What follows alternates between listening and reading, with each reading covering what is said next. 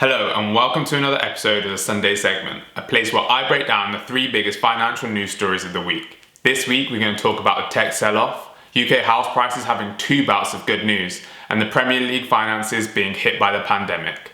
So let's get going with the video.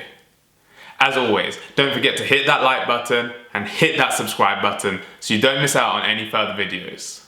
This week we saw a huge sell-off in tech stocks. After the impressive rally, which I've talked about a couple of times on this channel, tech stocks towards the end of this week were hit by a massive sell-off. On Thursday, Apple's share price tanked by 8%, wiping 150 billion off the share price. This is the equivalent of losing a whole McDonald's. The market cap of McDonald's is currently 150 billion, and that is just like wiping off the whole of McDonald's off the value of Apple, which shows how much Apple is really worth.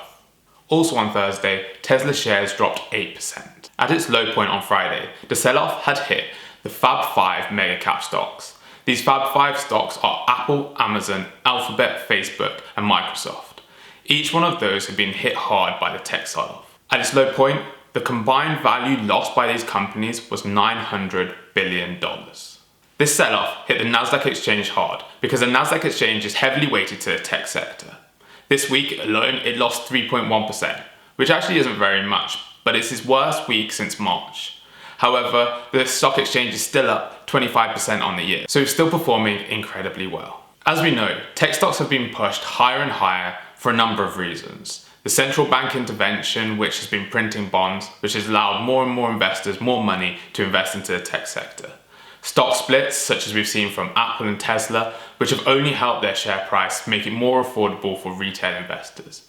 But also let's not forget that these stocks have also performed relatively well in the market conditions. Apple had huge revenue growth in the last quarter they reported, and Amazon has continued to dominate the e-commerce market as more people have been locked at home and had to buy things off Amazon and not in normal bricks and mortar stores. One thing that we've also seen is that huge investment companies have been investing into the tech stocks. More recently, we have seen more and more money flow into these stocks, and recently it has become apparent that this money has been coming from Japanese conglomerate SoftBank.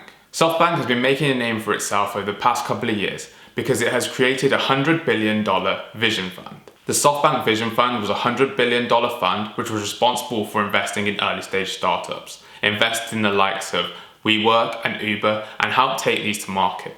However, last year it was hit by some criticism as it had bid the price up of WeWork shares to $42 billion. And then when WeWork listed, it didn't come anywhere near that valuation, meaning that it didn't list and was pulled from the market. SoftBank have been responsible recently for buying options in purely tech companies. This has seen huge volumes of options being bought just specifically for tech companies. And this has led to SoftBank being called the Nasdaq whale, just for the huge amount of options that it's been buying. Because of the huge volumes of options being bought against tech stocks, means that the price of the underlying share has gone higher, as the counterparty needs to hedge against the options that it's either selling or buying. Last week, I talked about how we might be entering into a tech bubble. This is because we've seen a high amount of dislocation between the price of tech stocks and the rest of the market. This is because right now we're still going through the pandemic. Other companies in the stock market have been hit hard, however tech company share prices have hit all-time highs. At the moment, the price of tech stocks on a valuation basis aren't as high as they were during the dot-com bubble, and the biggest companies are far stronger than they were back then. This big sell-off on tech companies on Thursday and Friday shows that these companies aren't immune to the wider economy. And maybe this blip towards the end of this week is just the start of tech stocks moving lower and in line with the rest of the market. Let's wait and see. This week, UK house prices were hit with two pieces of good news. The first was that the average UK house price has grown at the quickest rate in 16 years. The next was that 1 in 7 houses have been sold within 1 week of going into market. This shows that the UK house market is buoyant and has been performing extremely well. This might be making up for lost time because after lockdown between March and May, no houses were sold. Estate agents weren't allowed to view houses with people, so people weren't able to buy them. However, more recently, we have seen the UK house price rise to £224,000. This is a result of two reasons. First, there's a stamp duty holiday on houses, meaning that you pay less tax when you buy a new house. Next is a pent-up demand that people who are going to move house during lockdown haven't been able to, so are now only just starting to get onto the market and buy new houses. One of the reasons which the prices have grown so much is because of the tax break for people buying new houses. The threshold for stamp duty tax has been raised from 125,000 to 500,000, meaning that most houses in the country aren't exposed to this threshold, meaning that there can be a saving for a buyer. The average saving will be around about £2,000 for a house.